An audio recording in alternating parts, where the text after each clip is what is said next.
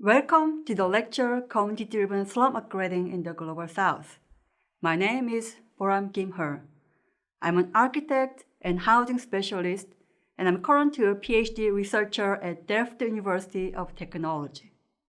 In this session, we will talk about what we call the community-driven slum upgrading in the Global South. It is also called as people's process of housing development that UN Habitat has promoted for many years. Slums exist in various forms. As you see from this image, it may be a settlement of shacks, or brick and concrete houses in poor quality, or inadequately extended housing. These slum settlements usually don't have durable structure of shelter, and dwelling space is too often crowded, and they have no or limited access to water, sanitation, and electricity. The lack of security of tenure is also a critical problem of slums. To address these problems in slums, various approaches can be used. Providing social or public housing, or providing accessible housing finance schemes, such as community mortgage programs or housing microcredits. Another approach is the site and services scheme. This provides a new site and basic infrastructure, and the slum dwellers build up their houses on the site. The strategy can also be slum upgrading instead of relocation of slum dwellers to newly built public housing. Or there can be other innovative alternatives which you may bring up after taking this course. All these approaches can be initiated by different housing actors. Among these various approaches, this session discusses the slum upgrading approach that is driven by communities. Now, you may ask, what is community-driven slum upgrading?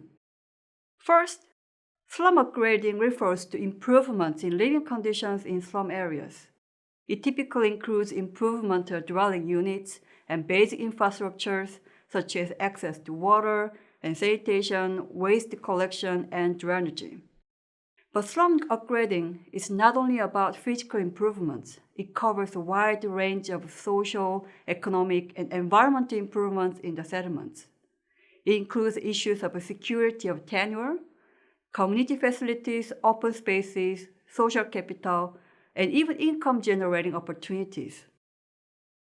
The community-driven slum upgrading means, as the term itself indicates, such various interventions are initiated and designed by communities in slums, and also implemented and managed by the communities, and then results are maintained by communities instead of any other external actors.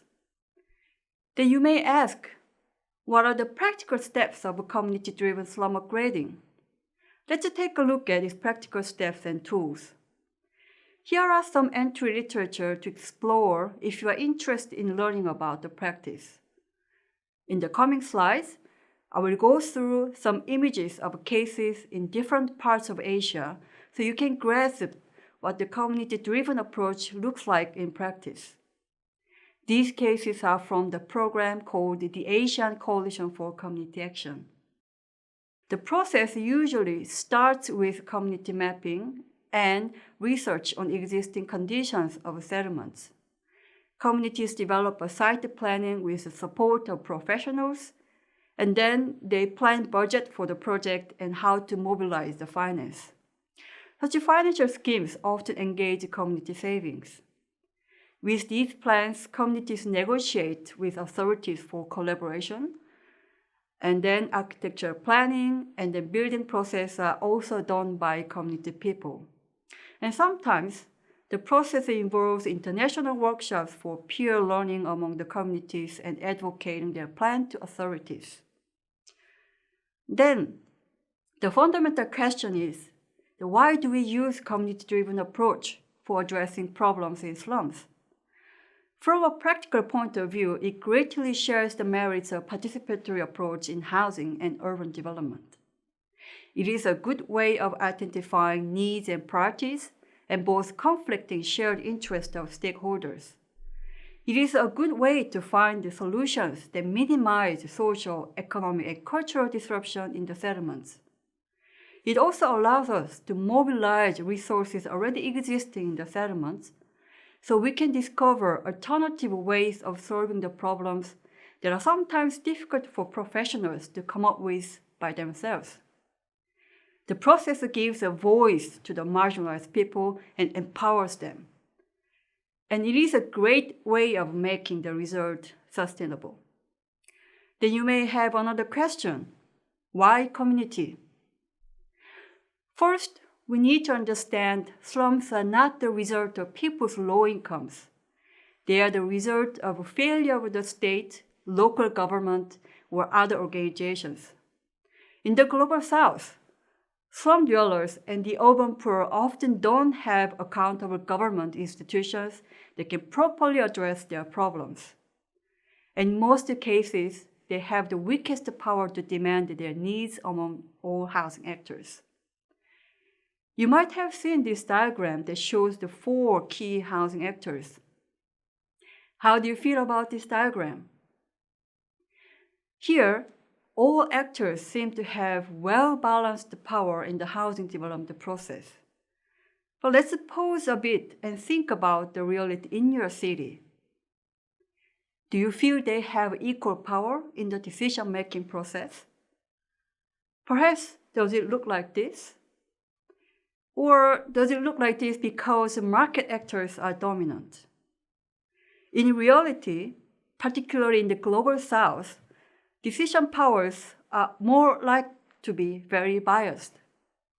Because of the power inequality in the decision-making process of housing development, forced evictions recur, and in response, slum dwellers often have to act collectively to protect their housing rights. In the decision-making process in cities, slum dwellers and the urban poor are extremely marginalized. Through the community-driven process, not only housing conditions are upgraded, but also more importantly, urban poor communities are upgraded. Their planning capacity is enhanced, and their capacity for strategic claim-making is enhanced. As a result, the urban poor can build a collaborative partnership with the government and other stakeholders like landowners or private developers. Empowering slum dwellers is crucial.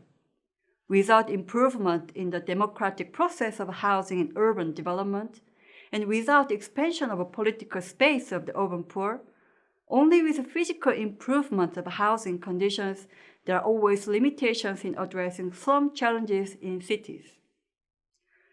So, what conditions are necessary for making the community-driven process work? First, there should be strong community organizations. If they are not in place yet, they have to be created or strengthened first.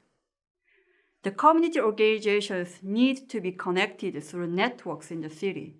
In this way, we can empower them and develop citywide interventions to tackle structural challenges instead of the one-time effect of piecemeal projects. Achieving tangible and a quick result is important, even if the results are small. This builds trust and mobilizes interest of communities and other stakeholders quickly. Problems should be owned by communities, not just the solutions and results.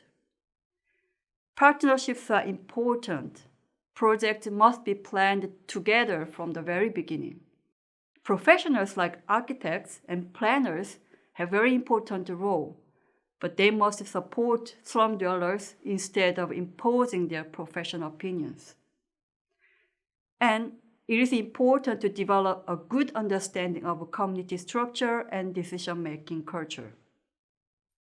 So we looked at what the community-driven slum upgrading is about, why we need it, and what we have to know to make it work. To advance your knowledge and thoughts on this topic, I recommend you to think about the 3 questions listed here. I hope you find this session useful. Thank you very much.